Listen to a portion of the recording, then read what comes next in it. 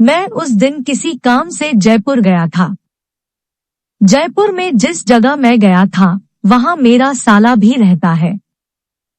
जब मैं वहां पर अपना काम करने के बाद फारिग हुआ तो मैं अपने होटल जा रहा था। उस वक्त मुझे मेरे साले की बीवी रोड पर आती हुई दिखी। उसने भी मुझे पहचान लिया था और मैंने भी उसे पहचान लिया था। मैं उसके पास गया और उससे नमस्ते की। उसने भी मुझे नमस्ते की और मुझसे पूछने लगी, आप यहाँ कैसे आए, क्यों आए, आपने अपने आने का बताया ही नहीं। मैंने उसे बताया मैं यहाँ पर अपने ऑफिस के काम से आया हूँ और आज और कल मैं जयपुर ही रहूंगा। वो मुझसे कहने लगी, आप हमारे घर चलकर रुके ना। लेकिन मैंने उससे कहा कि मैंने होटल में कमरा बुक करवा लिया था और उसकी पेमेंट भी कर दी है। होटल मुझे मेरी पेमेंट वापस नहीं लौटाएगा, इसलिए मुझे होटल में ही रहना होगा। उसने मुझसे कहा, आप भले 2 दिन में होटल में रुक जाएं, लेकिन दिन में आप हमारे यहाँ आ जाइएगा। उसने बातों ही बातों में मुझे यह भी बताया कि उसका पति यानी मेरा साला भी किसी काम से दिल्ली गया हुआ है और वह भी 2 दिन बाद ही आएगा। इसलिए उसने मुझसे आग्रह किया कि आप हमारे यहाँ रुके। उसने मुझसे बहुत जिद की तो मैंने उससे हाँ कह दिया और कहा कि मैं दिन में आपके यहाँ रुक जाऊंगा। दिन में खाना आपके साथ ही खाऊंगा और दिन का पूरा समय मैं आपके साथ ही रहूंगा। यहाँ मैं आपको मेरे साले की बीवी का नाम बता देना चाहता हूँ। उसका नाम अर्चना है। वह एक निहायत ही खूबसूरत लड़की है। उसकी अभी 1 साल पहले ही मेरे साले के साथ शादी हुई है। अर्चना की आंखें बहुत सुंदर है, लंबे बाल है, वह स्लिम है और उसके दूध बहुत ही जबरदस्त है, जो हमेशा उसके ब्लाउज में से बाहर आने को तड़प रहे होते हैं।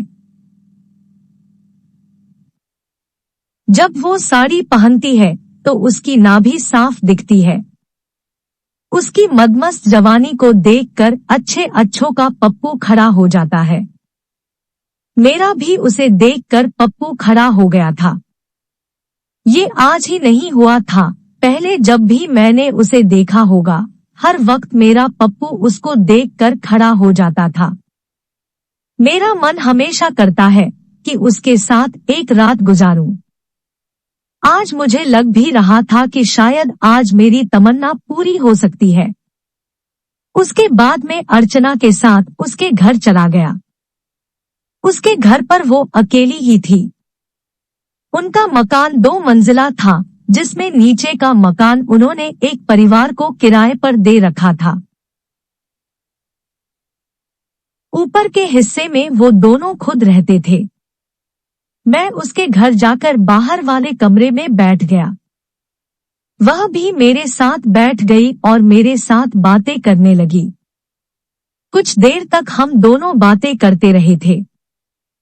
इतने में उसने मुझसे कहा, मैं आपके लिए चाय बना कर लाती हूँ। वो चाय बनाने चली गई और मैं टीवी चालू करके टीवी देखने लगा। उस दिन टीवी पर राजा हिंदुस्तानी मूवी आ रही थी। मैं मूवी देख रहा था। थोड़ी देर बाद अर्चना चाय लेकर आ गई। मैं उसे देखकर एकदम से भौचक्का रह गया। अर्चना ने अपने कपड़े चेंज कर लिए थे। जब वह चाय बनाने गई थी उस वक्त तो वो क़यामत लग ही रही थी, मगर तो वो पूरी आग का शोला लग रही थी।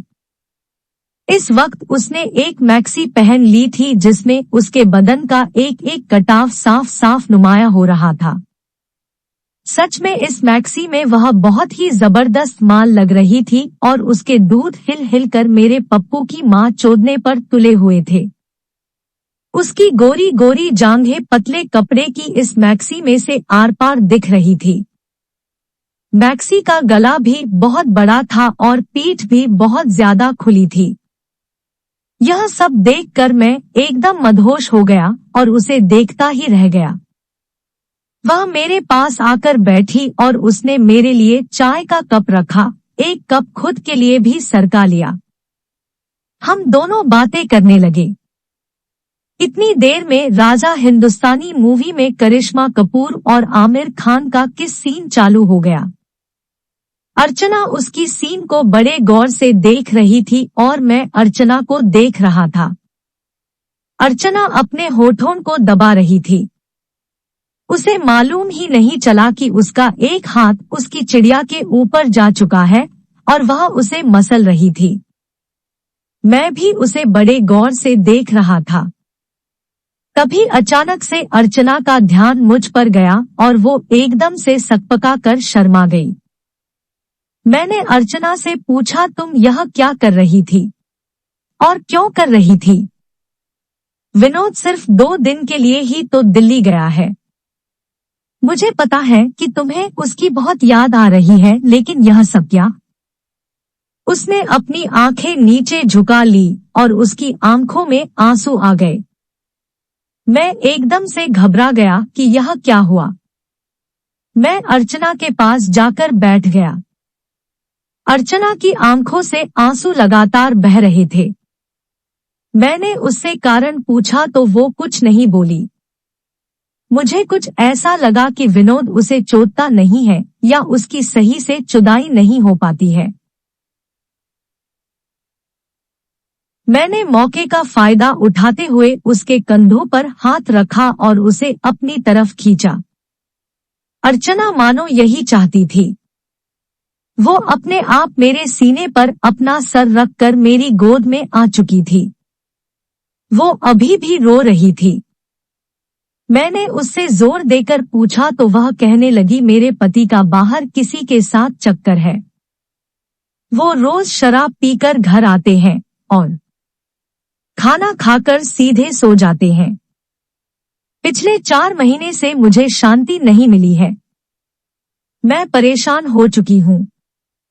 आप ही बताओ मैं क्या करूँ? मैं उसकी तरफ देखता रहा।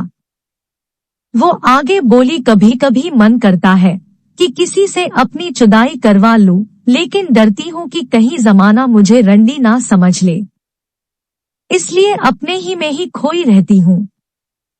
आज भी जब मूवी पर यह सीन आ रहा था तो मैं एकदम से खो गई थी। मैंने अर्चना के मुंह से जुदाई करवा लूं सुना तो समझ गया कि ये खुद मेरे पप्पू से चुदना चाहती है। मैंने उसको अपने और पास खींच लिया, फिर अर्चना का चेहरा ऊपर किया। अर्चना का चेहरा बिल्कुल ठीक मेरी आंखों के सामने था। मेरी और उसकी आंखें एक दूसरे दिन मिल चुकी थी। उसकी आंखों में मुझे हवस की भूख नजर आ रही थी। मगर दोस्तों, इसे हवस नहीं कहना चाहिए, इसे मैं जरूरत कहूंगा। हर औरत मर्द की सेक्स एक जरूरत होती है। उसकी वह जरूरत अगर पूरी ना हो तो इंसान कुछ भी करने को तैयार हो जाता है। मैं लगातार उसकी आंखों में देखे जा रहा था और कब हम धीरे धीरे एक दूसरे के करीब आने लगे यह हमें भी नहीं पता चला। मेरे होंठ उसके होठों पर चिपक गए। हम दोनों एक दूसरे को बेतहाशा चूमने लगे। वह तो जैसे पागल हो चुकी थी।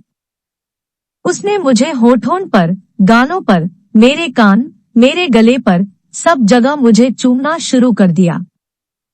वह इतनी उतावली हो गई थी कि उसने कुछ भी नहीं देखा, बस मेरे पप्पू पर हाथ रख दिया। मैं समझ चुका था कि आग दोनों तरफ लगी हुई है।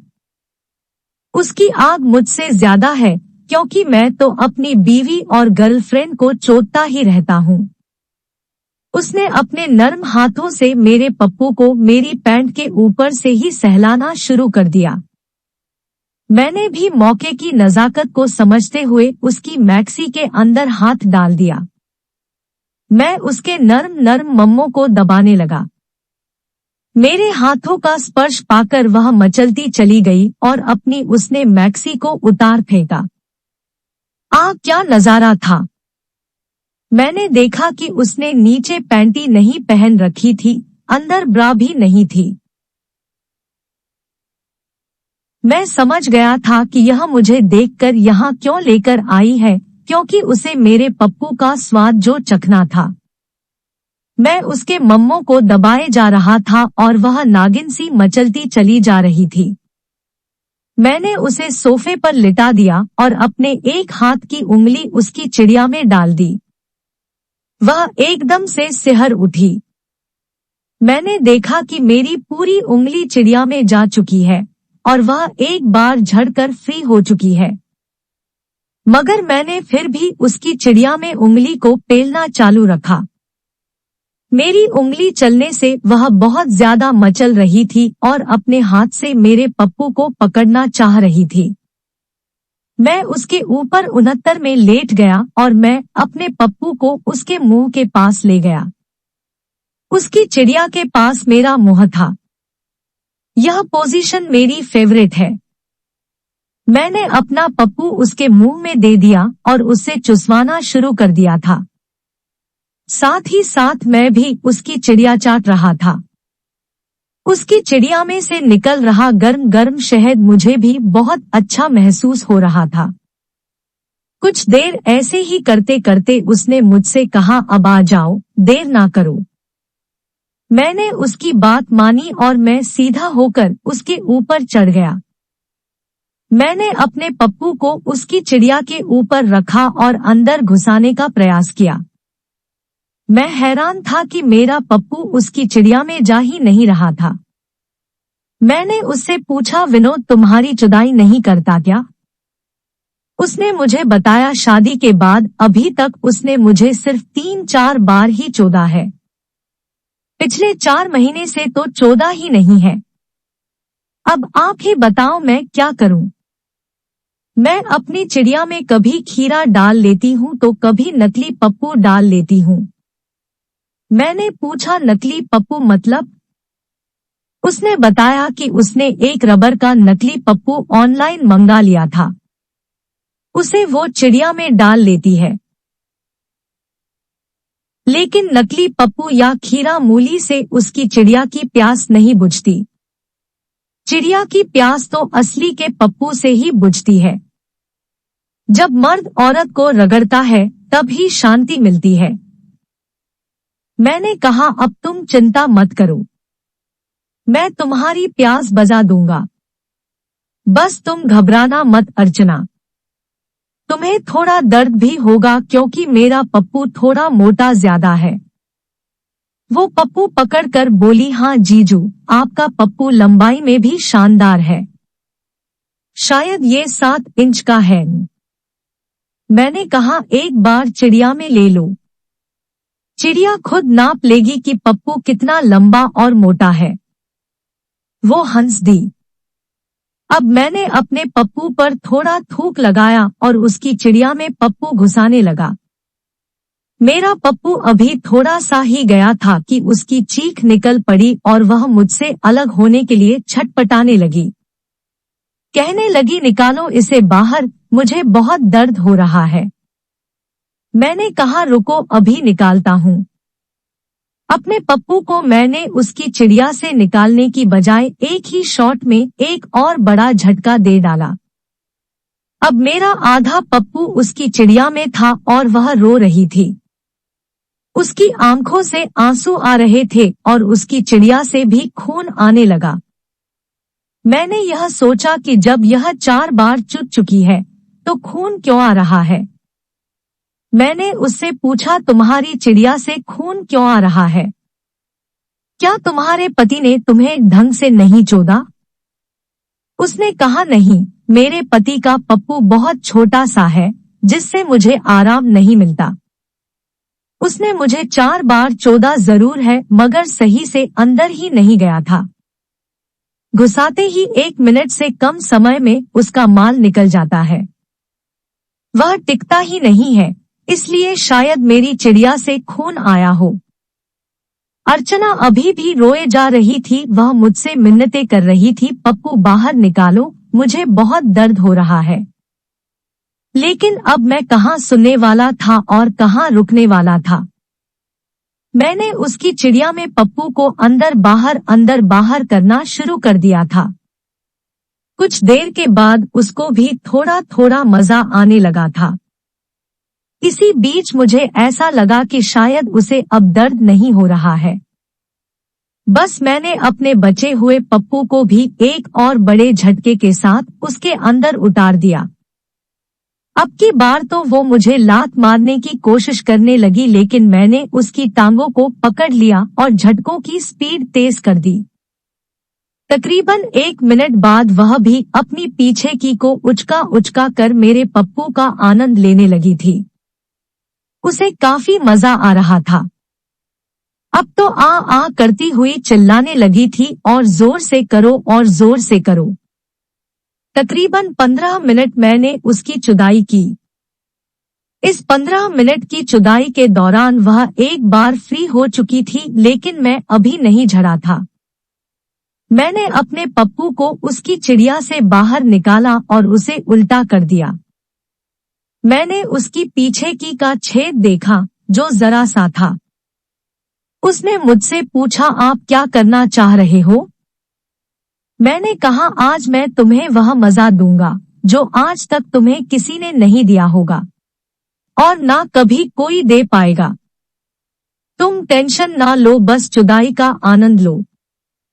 मैंने उसकी पीछे की पर बहुत सारा थूक डाला और उंगली से धीरे धीरे उसकी पीछे की को ढीली करने लगा। जब उसकी पीछे की थोड़ी ढीली हो गई तो उसकी पीछे की में मैंने पास में रखा हुआ नारियल का तेल डाल दिया। वो समझ गई कि अब पीछे की फाड़ने की तैयारी है। वो डर कर बोली, आप करना क्या चाहते हैं? मैंने कहा, रुको, अभी मजा आएगा। मैंने पप्पू का टोपा उसकी पीछे की के छेद में फंसाया और उसकी जांघों को पकड़कर एक ही झटके में पूरे पप्पू को उसकी पीछे की में उतार दिया। वह एकदम से चिल्ला उठी और भागने को हुई, लेकिन वह भाग नहीं सकती थी क्योंकि मैंने उसे टाइट पकड़ रखा था। अब मैंने उसकी पीछे की में नारियल का ज्यादा सा तेल टपकाया और पप्पू अंदर बाहर करने लगा। 2 ही मिनट बाद उसे भी मजा आने लगा और वह भी बोलने लगी, आ और करो और करो। तकरीबन 10 मिनट बाद मुझे ऐसा लगा कि मैं अब फ्री होने वाला हूँ, तो मैंने अपने पप्पू को उसकी पीछे की से बाहर निकाला और एक कपड़े से पोंछा उसके मुंह के पास ले गया। मैंने उससे कहा, ले छोरी, इसे चाट ले। उसने मेरे पप्पू को चाटना चालू कर दिया और मेरी आंडों को सहलाने लगी। अर्चना मेरे पप्पू को ऐसे चूस रही थी जैसे आइसक्रीम चूस रही हो। थोड़ी देर चूसने के बाद मुझे लगा कि अब मैं निकलने वाला हूँ, तो मैंने उससे कहा, मेरे पप्पू का पानी निकलने वाला है, पता कहाँ निकालूं? उसने इशारे से कहा कि सारा रस मेरे गले में उतार दो, मुझे इस अमृत को पीने दो। मैंने ऐसा ही किया और पप्पू का सारा पानी उसके मुंह में डाल दिया। उसका मुंह वीर्य से पूरा भर चुका था और वो उसे एक ही बार में गटक गई थी। अब मैं भी काफी थक चुका था, वह भी काफी थक चुकी थी। स्मिलीपोन के बाद हम दोनों थोड़ी देर तक ऐसे ही नंगे लेटे रहे। उसके बाद मैं उठा और बाथरूम में नहाने चला गया। थोड़ी देर बाद मुझे ऐसा लगा कि हॉल से कोई किसी की आवाज आ रही थी, तो मैंने बाथरूम से झांक कर देखा। उधर कोई लेडी आई हुई थी जो अर्चना से बात कर रही थी। मुझे ऐसा लगा कि वह अर्चना को डांट रही थी।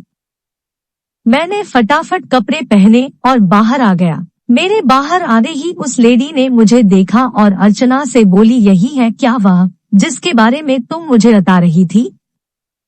अर्चना ने हाँ में सर हिला दिया।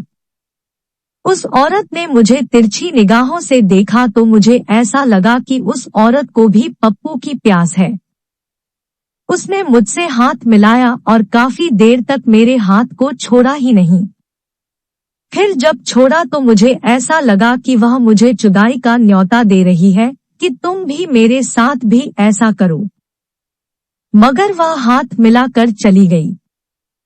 तब अर्चना ने मुझे बताया, ये मेरी किराएदार है, इसका पति विदेश में नौकरी करता है, उस वजह से 2 साल में एक बार आता है। और तब इसकी चुदाई करता है। यह भी मेरी तरह से परेशान है, लेकिन डरती है। घर में इसके साथ सास ससुर रहते हैं, तो वो किसी किसी से चुदाई नहीं करवा पाती है। मैंने पूछा, ये तुमसे क्या कहने आई थी? अर्चना हंस दी, मैं समझ गया। मैंने कहा, आज रात इसे भी बुला लो, इसे भी खुश कर दूंगा। अर्चना मेरे सीने से लग गई। मुझे चूम कर अर्चना खाना बनाने चली गई और मैं कमरे में टीवी सोफे पर लेटकर मूवी देखने लगा।